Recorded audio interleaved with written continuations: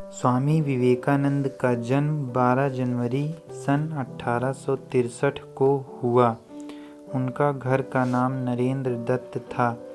उनके पिता श्री विश्वनाथ दत्त पाश्चात्य सभ्यता में विश्वास रखते थे। वे अपने पुत्र नरेंद्र को भी अंग्रेजी पढ़ाकर पाश्चात्य सभ्यता के ढंग पर ही चलाना चाहते थे। नरेंद्र की बुद्धि बचपन से बड़ी तीव्र थी और परमात्मा को पाने की लालसा भी प्रबल थी।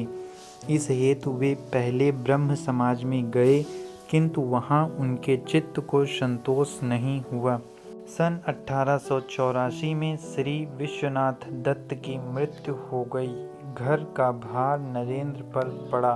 घर की दशा बहुत खराब थी। कुशल यही था कि नरेंद्र का विवाह नहीं हुआ था। अत्यंत गरीबी में भी नरेंद्र बड़े अतिथि सेवी थे। स्वयं भूखे रहकर अतिथि को भोजन कराते, स्वयं बाहर वर्षा में रात भर भीगते ठिठुरते पड़े रहते और अतिथि को अपने बिस्तर पर सुला देते। रामकृष्ण परमहंस की प्रशंसा सुनकर नरेंद्र उनके पास पहले तो तर्क करने के विचार से ही गए थे, किंतु परमहंस जी ने देखते ही पहचान लिया कि ये तो वही शिष्य है जिसका उन्हें कई दिनों से इंतजार है। परमहंस जी की कृपा से इनको आत्म साक्षात्कार हुआ। फलस्वरूप नरेंद्र परमहंस जी के शिष्यों में प्रमुख हो गए। संन्यास लेने के बाद इनका नाम विवेकानंद हुआ।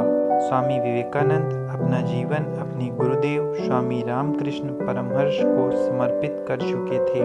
गुरुदेव के शरीर त्याग के दिनों में अपने घर और कुटुंब की नाजुक हालत की परवाह किए बिना, स्वयं के भोजन की परवाह किए बिना गुरु सेवा में सतत हाजिर रहे। गुरुदेव का शरीर अत्यंत रुग्ण हो गया था। कैंसर के कारण गले में से थूक, रक्त, कफ आदि निकलता था। इन सब की सफाई वे खूब ध्यान से करते थे। एक बार किसी ने गुरुदेव की सेवा में घृणा और लापरवाही दिखाई तथा घृणा से नाक भौहें सिकोड़ी।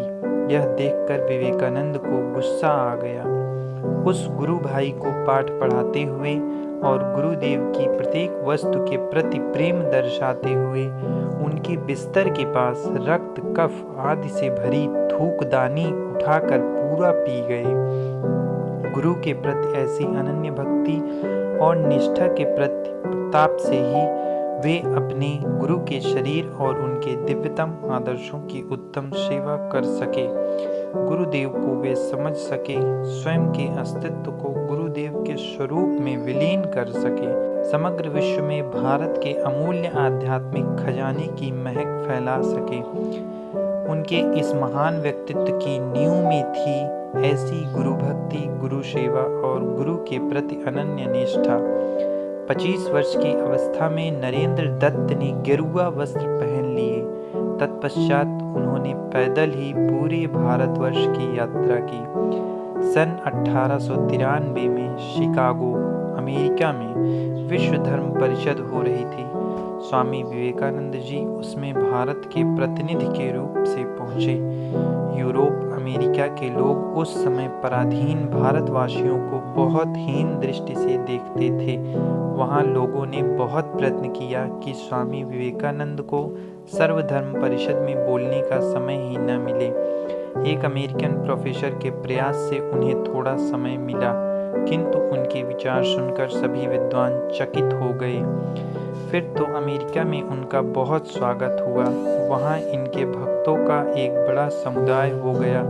3 वर्ष तक वे अमेरिका रहे और वहां के लोगों को भारतीय तत्वज्ञान की अद्भुत ज्योति प्रदान करते रहे।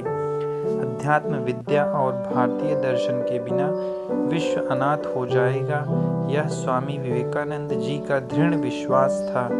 अमेरिका में उन्होंने रामकृष्ण मिशन की अनेक शाखाएं स्थापित की। अनेक अमेरिकन विद्वानों ने उनका शिष्यत्व ग्रहण किया। 4 जुलाई सन 1902 को उन्होंने देह त्याग किया। वे सदा अपने को गरीबों का सेवक कहते थे। भारत के गौरव को देश देशांतरों में उज्जवल करने का उन्होंने सदा प्रयत्न किया।